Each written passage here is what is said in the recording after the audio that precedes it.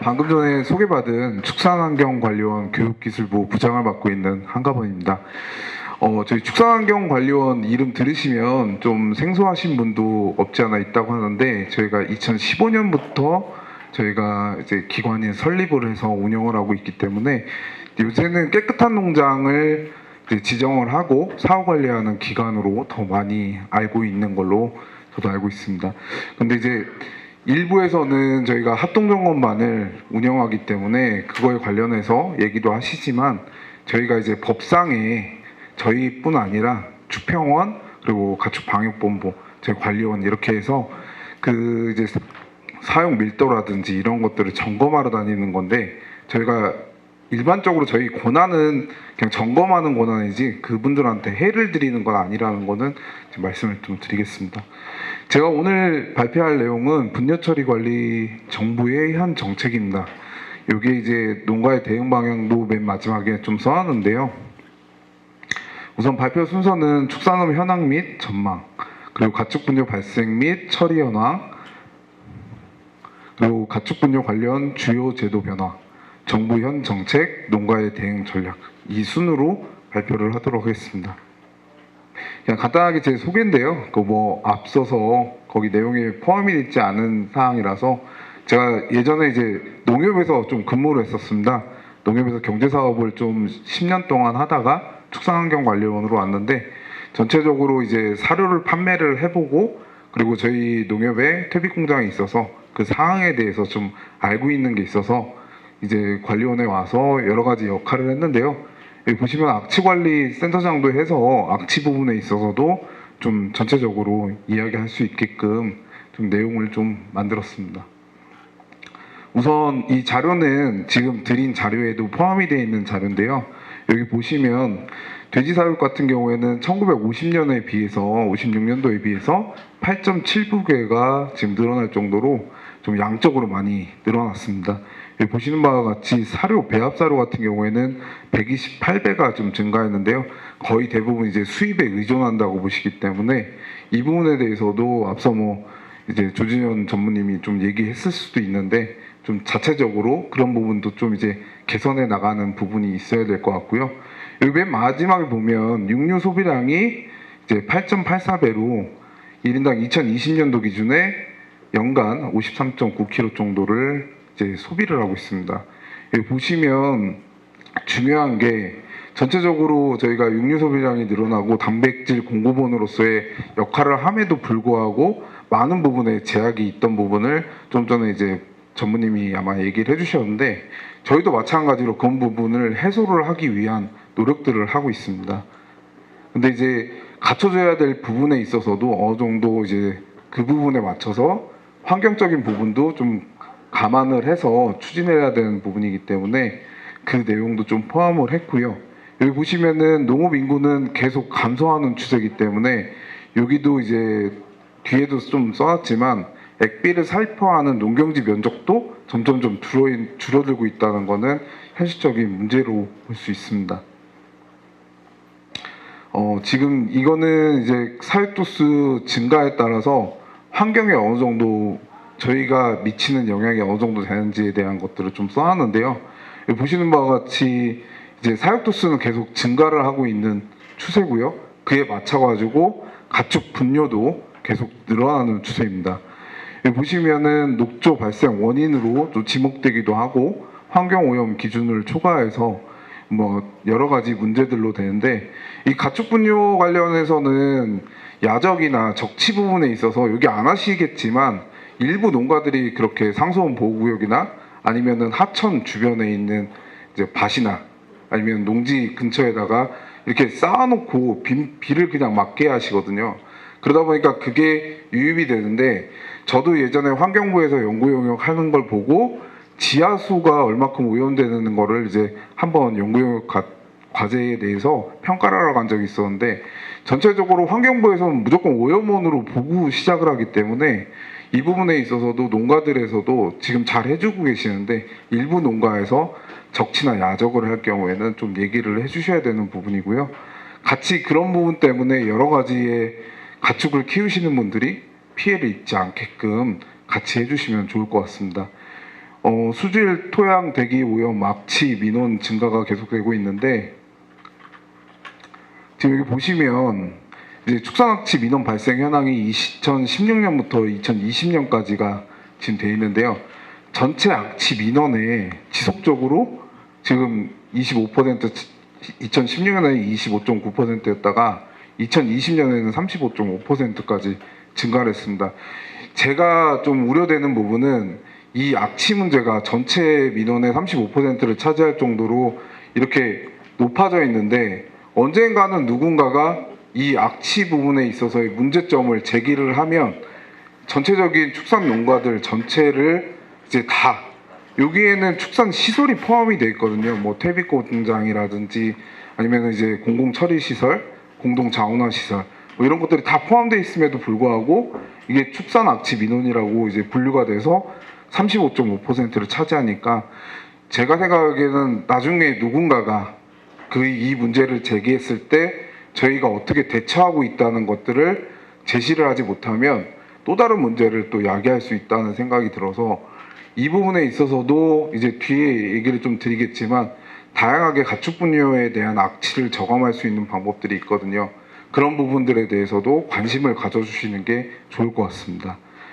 보시는 바와 같이 전체 농업 부분에 뭐 가축 분뇨가 이제 이쪽에 그 암모니아를 생성하는 형태로 나오게끔 돼 있는데요. 재생 가능한 퇴비 액비의 에너지원이라고 얘기를 하고 있지만 다른 한편에서는 환경 오염원으로 지적이 되고 있는 부분에 대해서는 한번 같이 고민을 해주셔야 될 분이라고 생각하고요. 이 그러니까 가축 분뇨 자체가 가축을 키우는데 발생한 부산물이기 때문에 가축의 상태에 따라서 악취의 냄새나 이런 것들이 좀 많이 발생을 하거나 아니면 흡수율에 따라서 사료 흡수율로 인해 가지고 그런 악취들이 발생하지 않게 되는 부분도 있는데 전체적으로 다 여기 보시는 바와 같이 아까 전에도 제가 좀 전에 얘기했지만 35.5%가 다 축산에 대한 악취로 인식이 되고 있기 때문에 이런 부분에 대해서 한 번 더 고민을 해주시면 좋을 것 같습니다. 이거는 지금 전체적으로 허가하고 신고 대상, 신고 미만에 있는 배출시설 현황과 가축 분뇨 발생량을 지금 여기다 표시를 한 건데요. 전체적으로 이제 예전에는 신고 미만의 대상자들이 좀 있었지만 지금은 다 이제 허가 대상 신고자들로 운영이 되고 있고요. 돼지 같은 경우에는 신고 규모하고 그리고 허가 규모가 별도로 이제 정해져서 이 기준에 맞춰서 이제 진행을 하는데요. 지금 자료에는 포함을 안 시켜드렸는데 제가 2017년도 이제 농업경제지주에서 가축사육 제한 구역에 대해서 평균적으로 이제 자료를 뽑은 게 있는데 돼지 같은 경우에는 지금 최대 거리 제한이 2,000m고요. 최소 거리 제한이 100m입니다. 평균 거리는 971m인데 앞서 말씀드린 것 같이 신고 허가를 받는다고 해도 신규로 들어가는 것들은 어렵다고 보시면 될 것 같아요.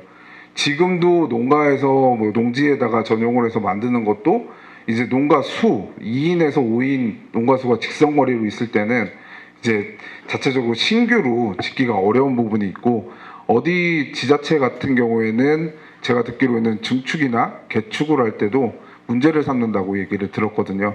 그래서 이런 부분에 맞춰가지고 진행을 하는데 경기도부터 제주도까지 다 이제 현황을 보니까 돼지 같은 경우에는 진짜 그 신규 진입 장벽이 되게 높다는 거를 좀 알 수 있을 것 같고요. 이에 따라서 이제 뭐 이제 축사에 대한 기준이나 이런 증축이나 개축을 하는 데 있어서 저도 이제 학회지에다 논문도 내고 하긴 했는데 우리가 악취 가축 사육 제한 거리 같은 경우에는 법적으로 악취 방지 시설을 설치할 경우에는 그런 것들을 완화를 해주게끔 돼 있는데 조례상에는 지금 현재 들어가 있는 지자체가 없더라고요. 그래서 그런 부분에 대해서 저희도 지속적으로 얘기를 하고 있습니다.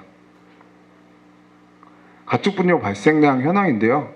지금 보시는 바와 같이 돼지가 차지하는 무중은 그냥 꾸준하게 53% 정도씩 차지를 하고 있습니다.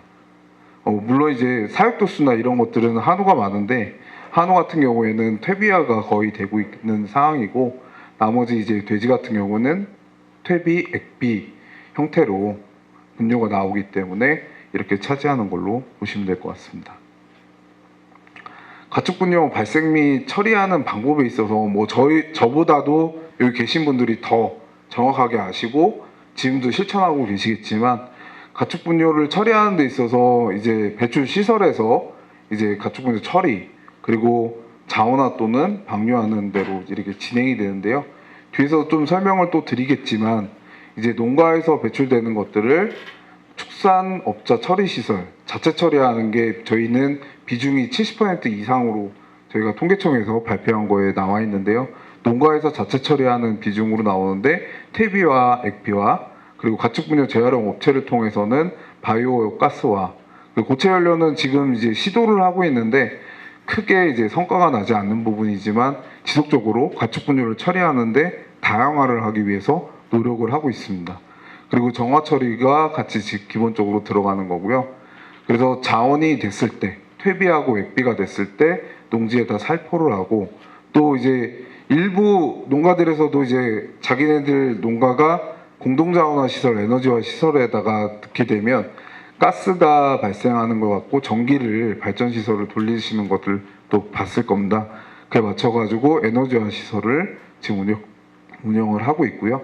여기에 보면 정화시설이라고 했는데, 일반적으로 공공처리시설, 환경부에서 하는 시설 같은 경우에는 정화를 목적으로 해서 공공수역에 방류를 하고 있습니다. 여기도 이제 농가에서 자체 처리하는 것도 방류하는 기준에 맞춰서 처리를 하고 있고요. 위탁 처리 비중은 이제 전체적으로 저희가 2019년도 기준으로 봤을 때 15% 정도가 위탁 처리를 하시고, 나머지 분들은 이제 개별 처리하는 걸로 전에 확인을 한 적이 있습니다. 돼지 분뇨 처리 모식도인데요. 뭐 이 사항은 앞서 말씀드린 거하고 좀 비슷한 내용인데, 좀 이렇게 사진, 그러니까 뭐 내용을 갖고 좀 표시를 했습니다. 축사에서 이제 톱밥돈사 기준으로 했을 때 퇴비사를 교반하고 분뇨 처리 시설로 이제 위탁 처리하는 경우, 자가 살포하고 인근 주민한테 나눠줘서 살포하게 만드는 방법이 있고요.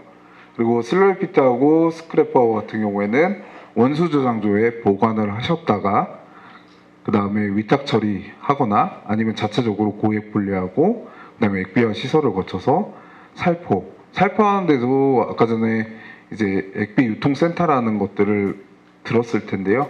그 살포를 하는 데가 위탁을 주면 액비 유통센터를 통해 가지고 살포를 하든지, 아니면 자체적인 전자인계 시스템을 통해서 재활용 신고지에 등록을 하고 살포를 하게 됩니다. 그 과정에서 정화 처리도 하나의 부분으로 나오게 되는 거고요. 그래서 이 부분은 뭐 저보다 더 잘 아시겠지만 한 번 더 제가 말씀을 드렸고요. 처리 현황 같은 경우에는 전체적으로 퇴비화가 개별 처리에서는 가장 많이 나타나고요.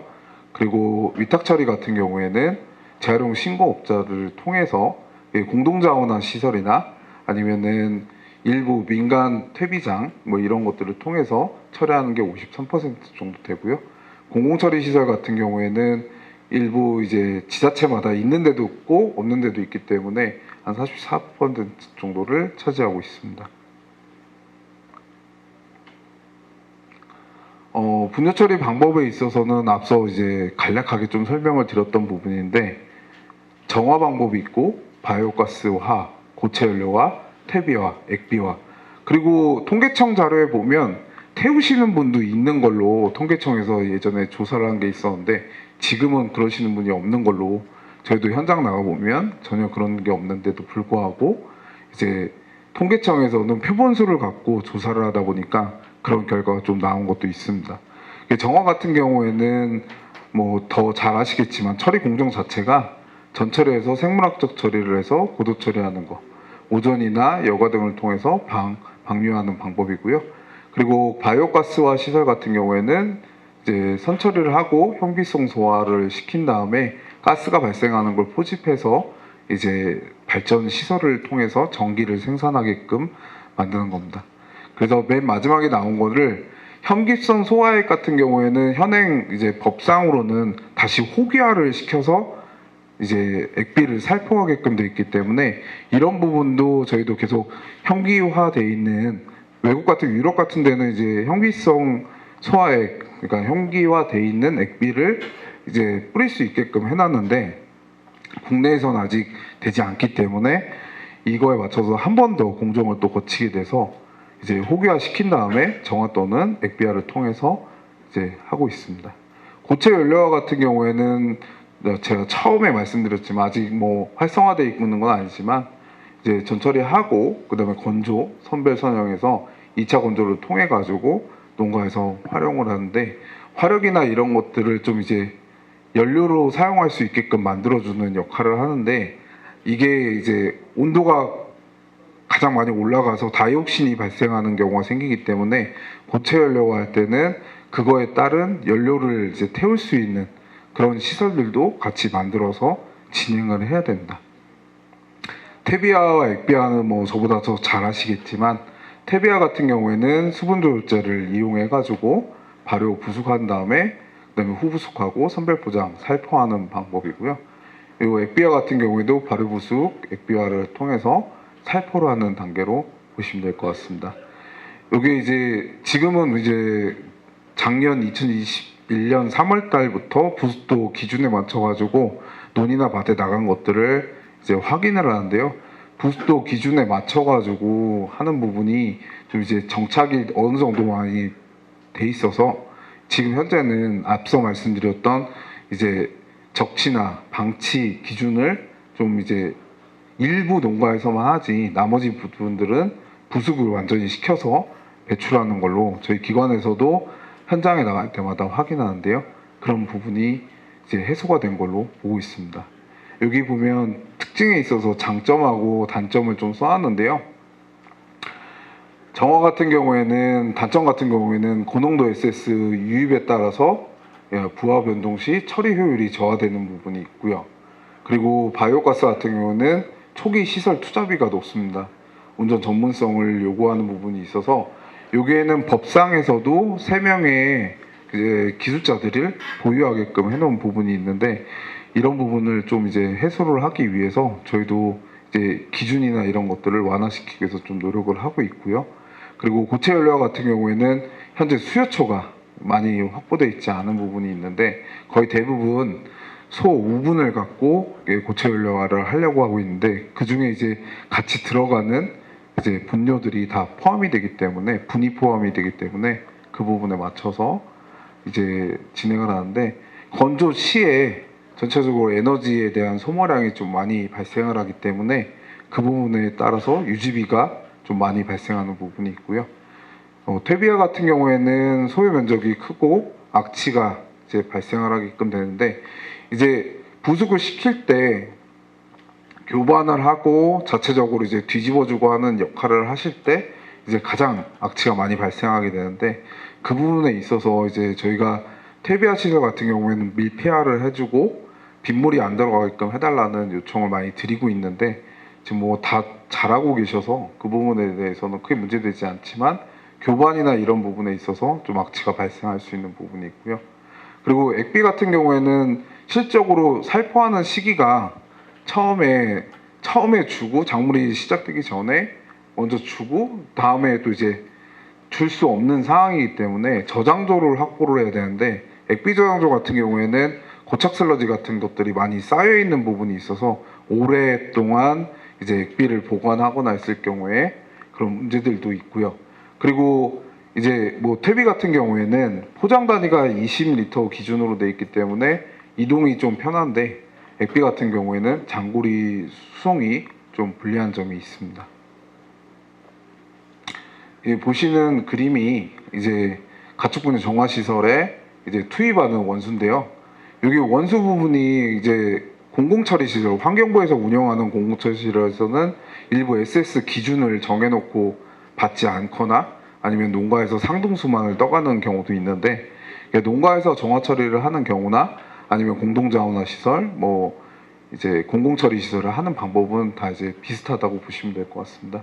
투입 원수를 기준으로 해서 이제 협착물 제거를 하고 이제 고액 분리, 여기는 이제 원수 투입해서 그다음에 투입구를 통해서 고액 분리하고 협착물 제거하고 반응조에 들어가서 이제 반응조에 따라서 이제 몇 단계로 나눠지냐에 따라서 이제 부숙 기간 HRT를 좀 이제 줄이거나 할 수 있는 부분이 있는데, 맨 마지막에 후속 처리로 여과 설비하고 오전 설비를 통해서 최종 방류수 기준에 맞춰서 방류를 하는 형태로 보시면 될 것 같습니다.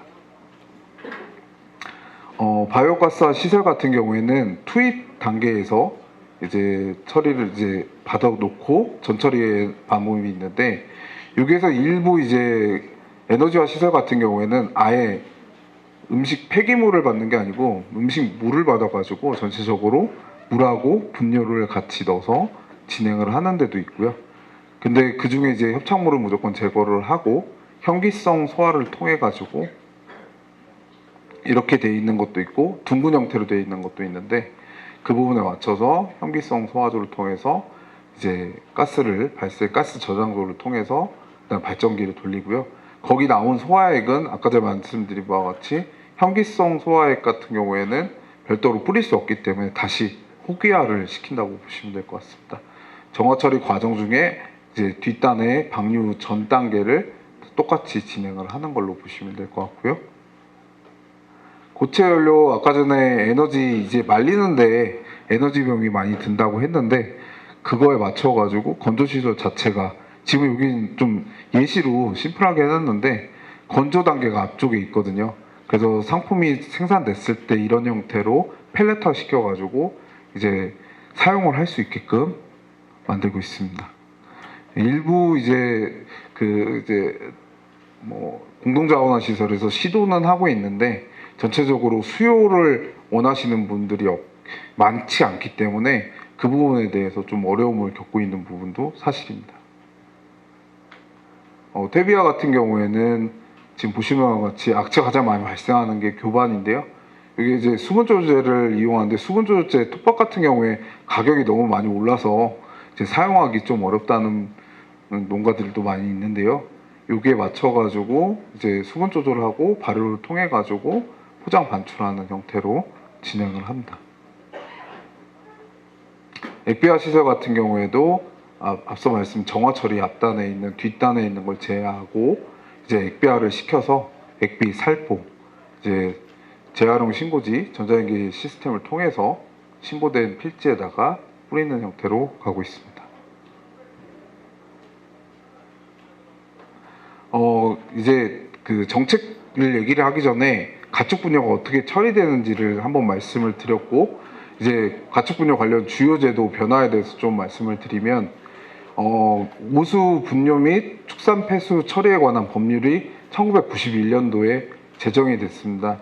이에 따라서 가축 분뇨 관리 및 이용에 관한 법률이 이제 2006년도에 제정이 됐는데요. 이때만 해도 해양 투기가 가능했기 때문에 이 사항에 대해서 이제 외부로, 그러니까 국내 안에 있는 토지에서 이제 뿌리지 않고 외부로 배출이 되는 부분이기 때문에 그런 부분에 있어서 좀 엄격하게 안 했는데요. 이제 2011년도부터 가축 분뇨가 이제 애물단지로 이제 들어오게 되면서 가축 분뇨법이 일부 개정되면서 이거에 따라서 이제 제도적으로 제한을 하는 걸로 많이 바뀌었습니다. 그래서 2018년도에 이제 일부 개정을 통해 가지고 이제 위탁 사육자에 대한 별도의 벌칙적 및 유예한 기간을 환경부령으로 정하도록 규정을 했는데요. 앞서 이제 그 한돈협회 전무님이 얘기했지만 좀 불합리한 가축분뇨법 자체가 불합리한 사항들이 있어서 저희 기관도 그에 맞춰가지고 좀 개선을 하기 위해서 노력을 하고 있습니다. 앞서 드린 법 자체가 1980년대부터 2000년대 초반까지 가축분뇨를 폐기물로 인식이 돼서 이 자체에 대해서도 제도적으로 규제에 맞추어서 좀 진행된 부분이 있었고요. 2012년 해양투기 금지가 되면서 자원화 개념으로 이제 바뀌게 됩니다. 그래서 정책도 전체적으로 이제 가축 분뇨를 처리하는 방법에 있어서의 다양화라든지 아니면 제도의 변화를 통해서 직접적으로 이제 부숙된 퇴비, 액비가 농경지로 나갈 수 있도록 바뀌고 있는 추세인데요. 주요 내용은 지금 이제 앞서 말씀드린 바와 같이 1980년대부터 2000년대까지는 폐기물 기준으로 해서 이제 좀 강화해서 했던 부분이 있고요. 2000년대 와서 이제 다양한 것들을 가축 분뇨에 대한 자원화를 통해 가지고 이제 시도를 했고, 그리고 이제 2015년도에 개정이 되면서 가축 분뇨 관리 및 이용에 관한 법률 안에 이용과 관련된 촉진된 부분을 같이 넣어서 지금 진행을 하고 있습니다. 또한 축산법 안에 축산환경이라는 개념을 2020년에 도입했는데요. 환경을 제약하기 위해서 하는 게 아니고 이제 생산성이나 그런 부분을 고려해가지고 이제 환경적인 제도적인 부분도 강화하려고 하는 부분인데, 환경부는 이제 완전히 규제 쪽이면은 이제 농식품부에서는 그런 부분을 좀 해소를 시키고 농가에서 또 활발하게 이루어질 수 있게끔 만드는데, 앞서 이제 악취민원 같은 경우를 말씀을 드렸는데, 그런 부분에서는 해소를 시키는 방향을 설정하기 위해서 축산법 안에 축산환경 개념이 도입이 됐고요. 이에 맞춰서 각 지자체별로도 이제 축산환경 개선 계획을 수립해서 진행을 하게끔 돼 있습니다. 2022년도에는 축산 환경 친화적 축산 모델을 마련을 통해 가지고 온실가스 감축 및 저탄소 축산 기술 제도를 마련하는 것을 이제 제도를 만들고 있습니다. 여기 주요 제도 변화인데요. 1980년도부터 이제 책자에다 넣었는데, 이제 이 내용들에 대해서 간략하게 이제 소개를 했던 부분인데, 다 이제 아까 전에도 말씀드렸지만 1980년대부터 2000년대까지는 다 규제 쪽으로 내용이 다 거의 다 들어가 있습니다.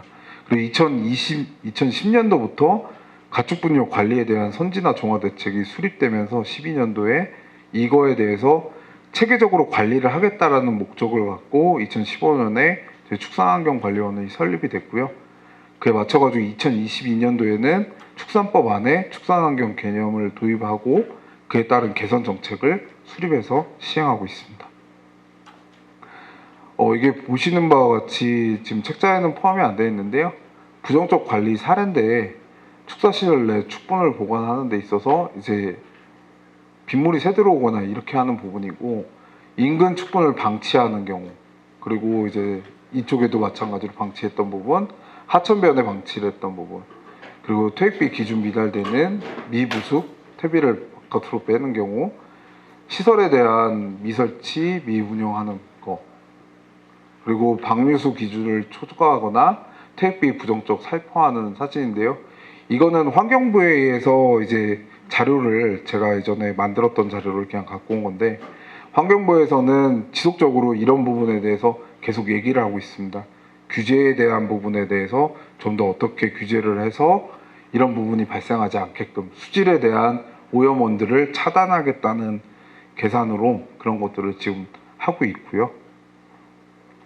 이것도 마찬가지로 이제 축사시설의 외부에 무단 방류하는 거, 그리고 외부 축사시설 이제 근처에 있는 곳에 쓰레기를 방치하거나 이제 혐오감을 주는 형태, 그리고 뭐 이제 폐사축 같은 경우에 관리하기 너무 힘들기 때문에 법상으로는 폐사축을 퇴비에다 넣으면 안 되게 되어 있습니다. 그럼에도 불구하고 이제 폐사축을 넣거나 이제 폐사축을 현장에 가보니까 방치해 놓은 경우도 있는데, 이런 것들은 좀 지양을 해주시면 좋을 것 같습니다. 앞서 말씀드린 것들에 대해서 이제 축산법이 개정이 되면서 축산환경이라는 개념이 좀 들어갔는데요. 이 축산환경 자체가 축산업으로 인해 사람과 가축에 영향을 미치는 환경이나 상태라고 축산법 제2조 10의 2의 정의를 하고 있습니다. 그래서 사육 및 작업 환경의 개념에서 축산 냄새와 가축 분뇨 문제로 확대를 했는데요.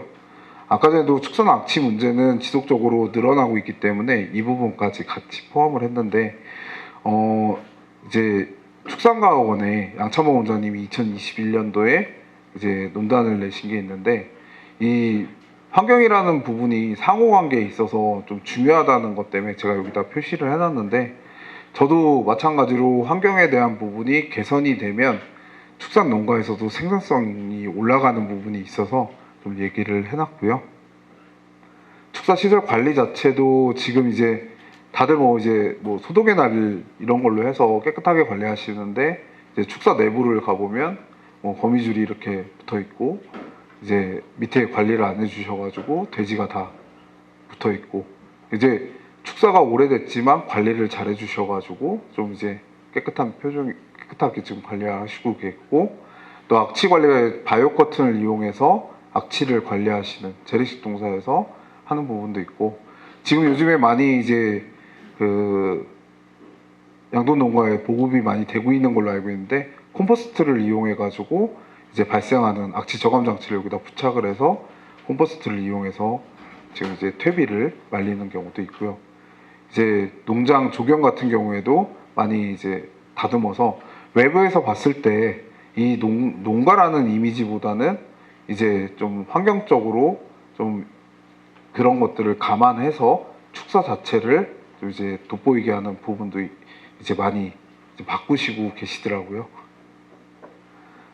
그래서 정부의 현 정책은 앞서 말씀드린 부정적인 부분들도 있지만, 이제 어떻게 하면은 가축 분뇨를 다양화를 시켜서 처리를 할 것인가, 그런 것들에 대해서 이제 고민을 하는 부분인데요. 여기 좀 글씨가 좀 깨져 있는데, 온실가스 감축을 하는 거를 주 목적으로 하고 있고요. 여기 지금 이제 전체에서 19%를 줄이는 거를 얘기를 하고 있고, 가축 분뇨의 안정적 처리를 위해서 이제 전체적으로 에너지화라든지 고체 연료 아니면 바이오 차라든지 이런 것들로 해서 다양화를 시키고 있습니다. 또 저탄소 인증제에 포함을 시켜서 농가에서 이제 탄소를 감소했을 때 인증에 대한 인센티브를 줄 수 있는 방법도 같이 연구를 하고 있습니다. 악취는 계속해서 말씀드렸지만, 축산 악취 문제 자체가 농식품부에서는 이제 큰 문제로 생각을 하고 축산 악취 저감을 목적으로 해서 다양한 정책들을 시행하고 있는데, 가축 분뇨 처리 지원 사업이라는 걸 이제 하는데, 아까 전에 시설 현대화 사업도 얘기했지만 가축 분뇨 처리 지원 사업을 통해서 악취 저감 시설들을 농가에다 설치할 수 있게끔 만들고 있습니다. 또한 이제 깨끗한 축산 농장, 그리고 환경 친화 축산 농장, 그 생태 농장이라고 하는 것들을 연계 통합을 운영을 통해 가지고 이제 전체적으로 깨끗한 축산 농장에 상향되는 기준을 만들어서 법적으로 지정을 하려고 하고 있습니다. 관련 제도 정비에 있어서는 실무인력 양성인데요. 여기 보시는 바와 같이 축산과 환경 자체가 따로 분리되어 있습니다. 축산은 축산학과가 있고 환경은 환경공학이 있는데, 이 두 개를 합쳐서 이제 특성화 대학을 육성하는 거를 또 농식품부에서 목표로 하고 있고요. 지금 현재 수의 쪽이나 방역 쪽에서 수의 방역 대학을 만들어서 운영을 하고 있는데, 이와 마찬가지로 축산 환경에 대한 부분도 실무 인력 양성 차원에서 특성화 대학을 육성하는 방향으로 좀 만들고 있고요. 축산법 내에 축산 환경이라는 정의가 들어가서 이제 축산 환경장이라는 걸 신설해서 축산 환경을 개선을 하고 그에 따라서 해결할 수 있는 방법들을 제시를 하고 계획을 수립한 걸 갖고 예산을 이제 기재부에 요청해서 이제 농가들한테 사업을 할 수 있게끔 축산 환경장을 신설하려고 하고 있습니다. 그리고 규제 정비에 있어서는 가축 분뇨 관리 및 이용에 관한 법률에 대해서 아까 전에도 제도적으로 한도협회 전무님이 얘기했지만 문제점이 있는 것들을 농식품부에서는 기존에 이용에 대한 부분만 계속 얘기를 했었는데, 관리 부분에 있어서도 이제 없애려고 부조리하거나 불합리한 것들을 좀 없애는 방향으로 지금 계속해서 TF팀을 구성해서 운영을 하고 있기 때문에 이제 전체적으로 좀 개선이 될 걸로 보고 있고요. 그리고 질소 전량 최소 함유량은 지금 액비 같은 경우는 가축분 발효액이라고 해서 비료관리법에서 얘기하는 건데, 그 질소 전량의 최소 함유량을 0.1%를 삭제를 통해 가지고 액비의 살포나 이런 것들을 원활하게 하려고 하고 있습니다. 그거에 따른 세부 내용인데요. 다양한 분뇨 처리 기술을 확보하는, 앞서서 뭐 글자가 깨져서 그런데 똑같은 얘기입니다. 바이오가스화 그리고 퇴입비 중심에서 다양한 에너지 발굴을 목표로 해가지고 그 가축 분뇨의 안정적 처리를 통해서 축산업이 지속 가능하게끔 만드는 걸 목표로 하고 있다고 보시면 될 것 같고요. 악취 저감 등을 위한 기술 발굴을 통해서 지금 이제 농기평이라든지 농지청에서 다양한 연구를 통해 가지고 악취를 저감할 수 있는 기술들을 계속 만들고 있습니다. 그에 맞춰 가지고 진행을 계속 농식품부에서도 하려고 하고 있고요. 그리고 이제 탄소 중립에란 얘기를 많이 들으셨을 텐데 이 온실가스 감축하는 부분을 통해서 이제 그 자원화 시설에 대한 기술 진단이나 뭐 이런 것들을 통해서 온실가스 감축을 유도를 하고요. 위탁 처리 시설 같은 경우에도 효율이 많이 떨어지기 때문에 농가에서 처리하는 날을 뭐 정해서 하고 있는데 그런 부분을 좀 개선을 하려고 하고 있습니다.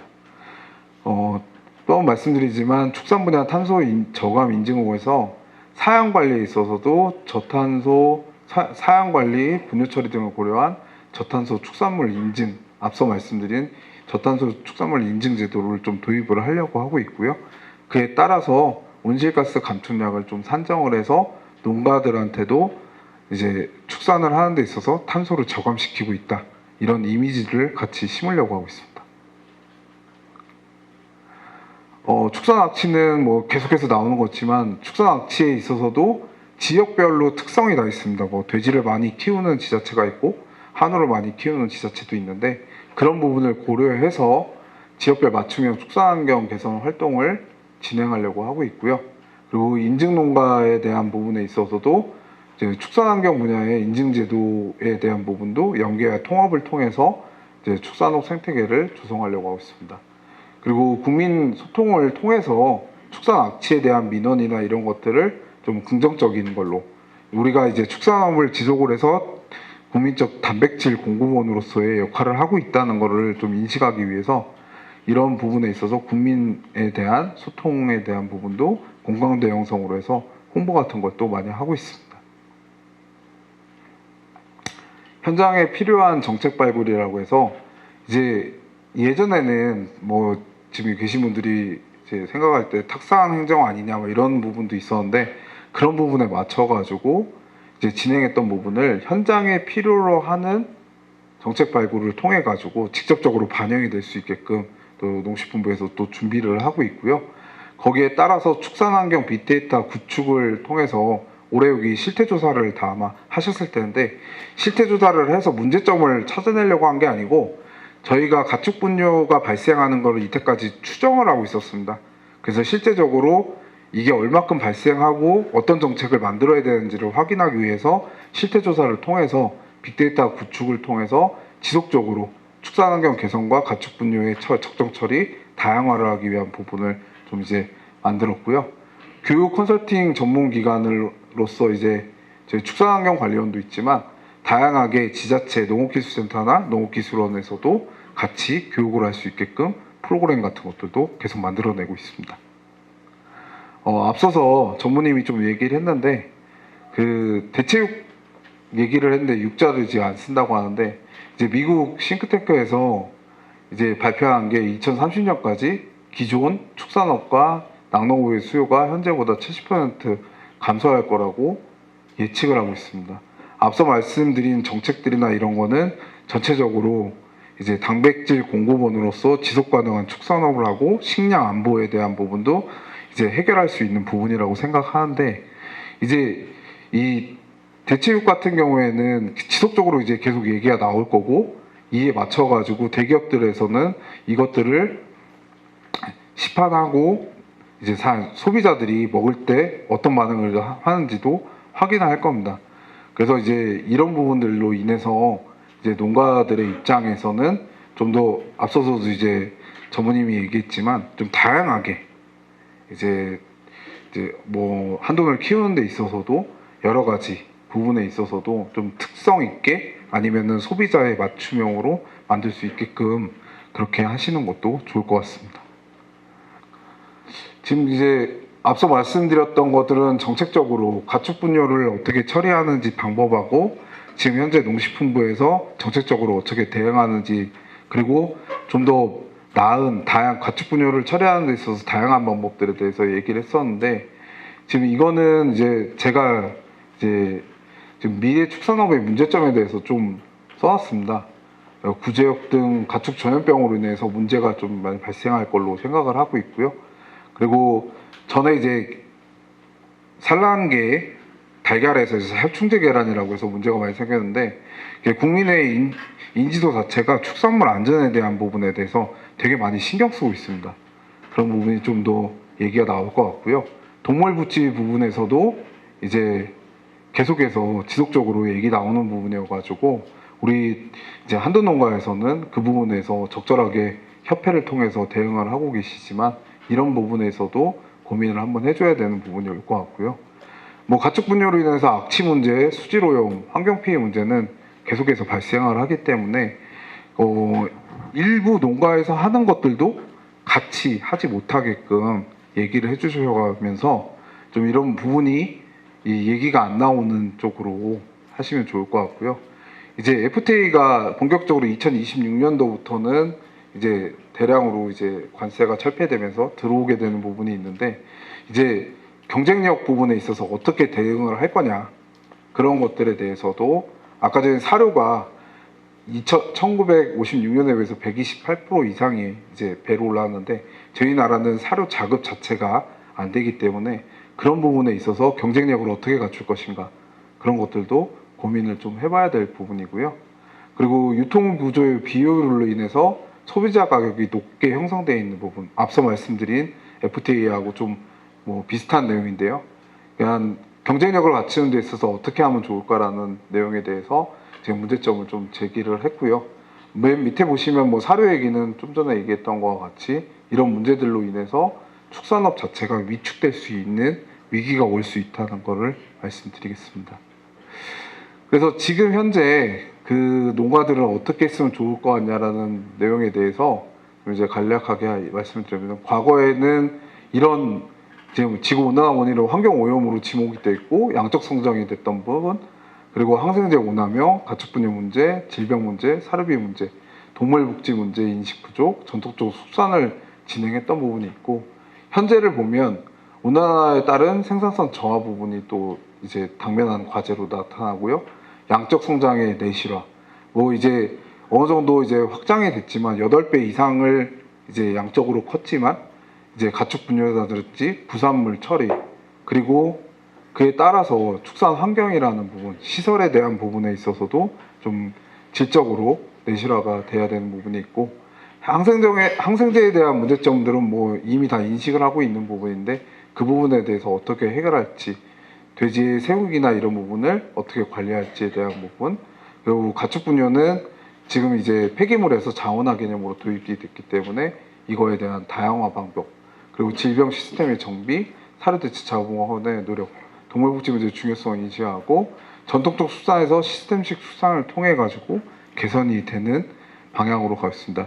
이제 미래에는 이제 좀 더 이런 문제들로 해결이 돼서 축산업이 지속 가능하고 안정적으로 공급되는 상황이 됐으면 좋겠습니다. 그래서 제가 이제 뭐 이렇게 감히 몇 마디 이렇게 적어봤는데요. 축산업의 효과적인 미래 발전 전략을 위해서는 현재 진단에 따른 방향을 설정하고 효과적인 전략 수립, 투자, 인식 변화 등을 수행할 걸로 봐야 되는데요. 우선 이제 정책에 맞춰서 진행을 하면 전 세계적으로 탄소 중립을 목표로 하고 있습니다. 기후 변화에 대응하기 위한 부분인데요. 안전축산물 생산을 위해서 환경 규제에 준수하는 거, 질병 시스템 정비, 동물복지 실천하는 것들이 우선적으로 선행돼야 될 것 같고요. 두 번째는 축산물의 생산 경제성 확보를 위해 사료 대체 자원 확보, 가축 분뇨 자원화, 시스템식 축산을 통해서 현대화를 이루어야 될 것 같고요. 마지막으로는 제가 언급을 앞서서 이제 과거 진단하고 현재 진단에 대한 부분에서 언급은 하지 않았지만 좀 이제 축산업 종사자들 분께서 축산업의 발전을 위한 세대 화합이 좀 많이 이루어졌으면 한다는 생각이 들어서 좀 몇 자 적었는데요. 제가 이제 농가에 가보면 이제 2세대, 그러니까 아버지가 이제 돼지를 키우시다가 아들이 들어왔는데 그 아들이 하고 지역 주민하고 화합은 잘 되는데 외지에서 축사를 사갖고 젊은 사람이 들어왔을 때는 많이 배척을 하는 부분이 좀 있더라고요. 물론 이제 그런 부분은 이제 지역에 관련해서 여러 가지 여건들이나 환경적 요인에 의해서 발생한 거지만 지금 여기 써놓은 것과 같이 신규 진입하는 젊은 세대는 열정, 수용성, 민첩성, 혁신, 실험정신, 팀워크, 자발성, 학습 욕구가 좀 높은 편이고요. 기존 세대의 경우는 풍부한 자원, 경험과 역량, 안정적 기반의 강점을 갖고 있는데 좀 일부 뭐 다 그런 건 아닙니다. 일부 농가에서는 낮은 효율성, 자원 불충분, 타협의 어려움이 나타나는 기존 세대의 문제가 있고요. 기존 세대는 안주 경향, 기회와 위협의 동감, 활력 저하, 조직 이기주의 등의 약점이 좀 존재하고 있습니다. 신규 진입하는 젊은 세대와 기존 세대의 강점과 약점을 조화롭게 통합하여서 저희는 이제 식량 안보에 대한 부분에 대해서 뭐 이제 기고도 쓰고 하고 했지만 저희가 지금 되게 중요한 시기라고 생각을 하고 있거든요. 그래서 지속적으로 안정적으로 이제 축산업이 계속 존속이 돼야 되는데 이런 불필요한 것들로 인해 가지고 여러 가지 앞서 말씀드린 악취 문제라든지 분뇨 처리에 대한 부정적 처리로 인해 가지고 문제를 삼지 않게끔 해주시면 좋을 것 같습니다. 그리고 마지막에 제가 언급한 바와 같이 그러니까 신규 진입하는 젊은 세대하고 기존에 있는 세대들이 같이 융합을 하게 되면 좀 더 나은 시너지 효과를 얻을 수 있다고 생각을 하겠습니다. 요거는 저희 축산환경관리원에서 현재 교육 시스템을 무료로 운영하고 있는데요. 책자에는 포함을 안 시켜드렸지만 이제 그냥 네이버나 다음 같은데 포털 사이트 들어가시면 축산환경 교육 시스템이라고 있습니다. 저희가 이제 다양한 이제 교육 과정을 하고 있는데 8개 과정이 32강입니다. 제가 말씀드렸던 정책 부분부터 시작해서 자원화하는 방법, 그리고 기술적인 부분에 있고, 그리고 이제 악취 민원 발생에 따라서 처리하는 그런 과정까지 다 포함을 해서 32개의 강의를 지금 운영하고 있는데요. 관심 있으신 분들은 좀 오셔서 보시면 좋을 것 같습니다. 제가 이제 좀 많은 얘기를 좀 드렸었는데 좀 다양하게 좀 전달을 해드리고 싶어서 분뇨에 대한 발생 현황부터 시작해서 현재 정책까지 좀 말씀을 드렸는데 좀 많이 도움이 됐었으면 좋겠습니다. 감사합니다.